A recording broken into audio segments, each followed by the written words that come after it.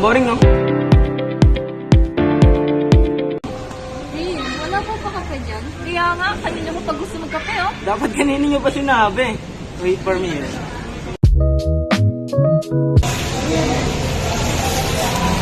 Ito.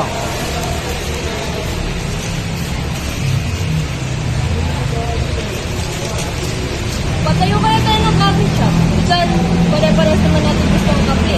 Oo nga, no? Pero, saan naman tayo pagpatayo? I know where. Ako ba sa inyo? Tomorrow is the first anniversary of our coffee shop, right? Yes, it seems like the next year we're planning to open a coffee. What we will do tomorrow? What about free coffee for the first customer? What about discount? Oo nga, no? How? If you buy 1 to 2 cups, it will cost 80 pesos. And if you buy 3 to 4 cups, it will cost 70 pesos. And if they buy more than 5 cups, it will cost 80 pesos, 60 pesos. Sige, mag-discount na lang tayo.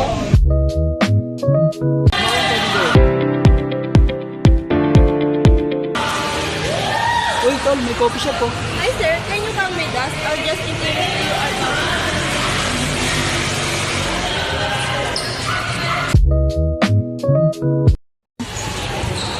Good morning sir. We have a discount for our first anniversary. 1 to 2 cups cost 80 pesos. 3 to 5 cups cost 70 and more than 5 cups cost 60 pesos. Would you like to try it? Tol, pa-discount sila oh. Oo nga no, good thing. There's a discount. And it's cold today. So I want to drink coffee. How much would we need to pay if we order 2 cups, 4 cups, or 7 cups of coffee? If you buy 2 cups, it will cost 80 pesos. And if you buy 4 cups, it will cost 70 pesos. And if you buy more than 7 cups, it will cost 60 pesos. Ah, thank you. Ilan ibibili natin?